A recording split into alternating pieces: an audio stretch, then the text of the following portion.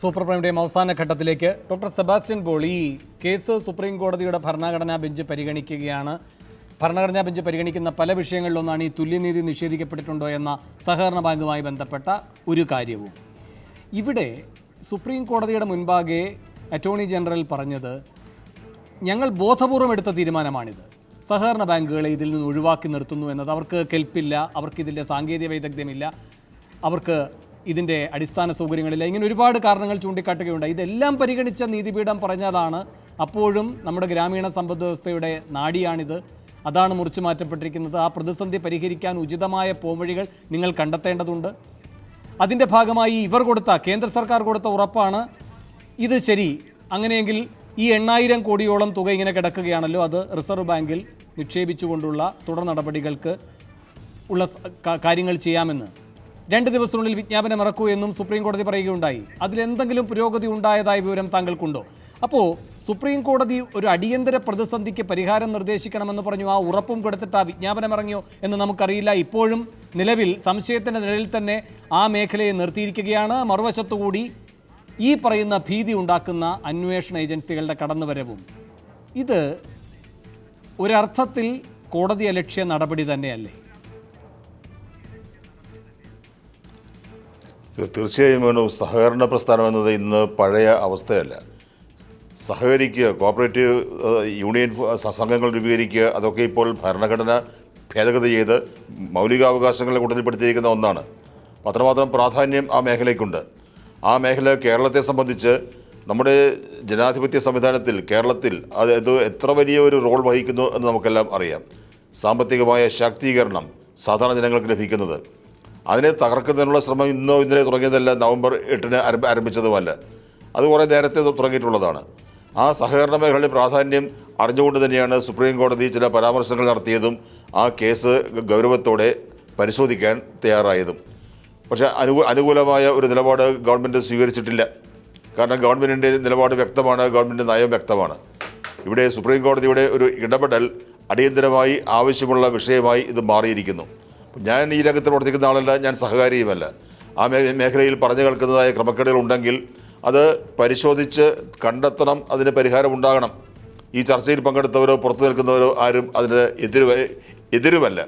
പക്ഷേ ഇവിടെ ഗവൺമെൻറ് വളരെ ഗൂഢമായ ഒരു പദ്ധതിക്ക് അനുസൃതമായി സർക്കാർ ഏജൻസികളെ, പോലീസ് സംവിധാനത്തെ ഒക്കെ പ്രയോജനപ്പെടുത്തിക്കൊണ്ട് സഹകരണ മേഖലയുടെ വിശ്വാസ്യത തകർക്കുന്നതിനും അവയ്ക്ക് മുന്നോട്ട് പോകാൻ കഴിയാത്ത സാഹചര്യം ഉണ്ടാക്കുന്നതിന് ശ്രമിക്കുന്നു എന്ന സംശയം, എന്ന ആക്ഷേപം ഉള്ളപ്പോൾ അത് തിരുത്താനുള്ള ബാധ്യത കൂടി കേന്ദ്ര ഭരണകൂടത്തിനുണ്ട്.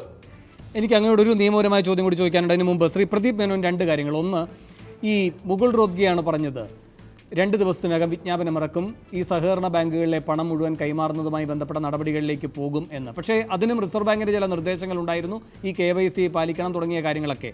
എന്തായാലും അങ്ങനെ ഒരു വിജ്ഞാപനം വന്നതായി നിങ്ങൾക്കറിയുമോ? അതിൻ്റെ ഭാഗമായി എന്തെങ്കിലും നടപടികൾ മുന്നോട്ട് പോകുന്നതായി നിങ്ങൾക്ക് അനുഭവിക്കാൻ കഴിഞ്ഞിട്ടുണ്ടോ ശ്രീ പ്രദീപ് മേനോൻ? വിജ്ഞാനം വന്നതായിട്ട് അറിയില്ല. പക്ഷേ ആ വിജ്ഞാനം വരുന്നതിന് മുമ്പായി, കോടതിയുടെ നിയമ നടപടികളിലേക്ക് കടക്കുന്നതിന് മുമ്പായി വേണ്ട തരത്തിലുള്ള രേഖകൾ ഉണ്ടാക്കാനാണോ ഈ റെയ്ഡുകളും ഈ പരിശോധനകളൊക്കെ സുരേന്ദ്രൻ ചൂണ്ടിക്കാട്ടിയ ഒരു കാര്യമുണ്ട്. വാണിജ്യ ബാങ്കുകളിലേക്ക്, സ്വകാര്യ ബാങ്കുകളിലേക്ക് അതിവേഗത്തിൽ പണം കൊണ്ടുപോയിടാനുള്ളൊരു പ്രത്യേക താല്പര്യം കാട്ടുകയുണ്ടായി പ്രാഥമിക സഹകരണ സംഘങ്ങളടക്കം. എന്തുകൊണ്ടാണത്? അല്ല, അന്ന് ആ ദിവസങ്ങളിൽ പിന്നെ പ്രാഥമിക സഹകരണ സംഘങ്ങൾ എന്താ ചെയ്യേണ്ടത്? 8-ാം തീയതിക്ക് ശേഷം ഇന്ത്യയിലെ അല്ലെങ്കിൽ കേരളത്തിലെ സാമ്പത്തിക മേഖലയിൽ വലിയൊരു പാനിക്കാണ് ഉണ്ടായിട്ടുള്ളത്. ശരി വ്യക്തമാണ്. എനിക്ക് ചർച്ച അവസാനമായി ഡോക്ടർ സെബാസ്റ്റ്യൻ പോൾ, എസ് ശർമ്മ ദേശാമൽ എഴുതിയ ലേഖനത്തിലെ 2 വരികളാണിത്. 97-ാം ഭരണഘടനാ ഭേദഗതിയിലൂടെ സഹകരണ ബാങ്കുകളുടെ നിയന്ത്രണം ബാങ്കിംഗ് റെഗുലേഷന് വിധേയമാക്കുക എന്നത് പാർലമെന്റ് അംഗീകരിച്ചെങ്കിലും യഥാർത്ഥത്തിൽ ഭരണഘടനാ ഭേദഗതി നിലവിലില്ല. കേന്ദ്ര സർക്കാരിൻ്റെ പ്രസ്തുത നടപടി ഗുജറാത്ത് ഹൈക്കോടതി സ്റ്റേ ചെയ്തു. ഇതിനെതിരെ കേന്ദ്ര സർക്കാർ സുപ്രീം കോടതിയിൽ അപ്പീൽ നൽകുകയും കേസിൻ്റെ വാദം നടന്നുകൊണ്ടിരിക്കുകയുമാണ്. കോടതി സ്റ്റേ നിലനിൽക്കുന്നിടത്തോളം കാലം 97-ാം ഭരണഘടനാ ഭേദഗതി ഫലത്തിൽ ഇല്ല. അത്തരമൊരു സാഹചര്യത്തിൽ കേന്ദ്ര സർക്കാരോ റിസർവ് ബാങ്കോ ഭരണഘടനാപരമായി സ്റ്റേറ്റ് വിഷയമായ സഹകരണ മേഖലയെ തകർക്കുന്ന തീരുമാനമെടുക്കാൻ നിയമം അനുവദിക്കുന്നുണ്ടോ? ഭരണഘടനാ ബെഞ്ചിലേക്ക് പോകുമ്പോൾ സഹകരണ മേഖലയ്ക്ക് സംരക്ഷണം നൽകാൻ കഴിയുന്ന ഒരു പ്രധാനപ്പെട്ട നിലയായി ഇതിനെ താങ്കൾ വിലയിരുത്തുന്നുണ്ടോ? അല്ല, ഭരണഘടനാ ബെഞ്ച് കൈകാര്യം ചെയ്യേണ്ടതായ ഒരു വിഷയമായി അത് അവശേഷിക്കുന്നുണ്ട്.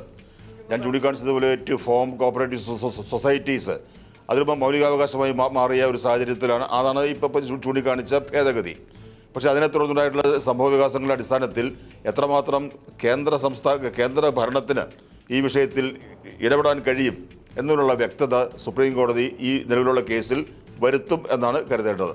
വളരെയധികം നന്ദി. ചർച്ചയിൽ പങ്കെടുത്ത എല്ലാവർക്കും. സൂപ്പർ പ്രൈം ടൈം അവസാനിക്കുന്നു. ഇനി വക്രദൃഷ്ടി കാണാം.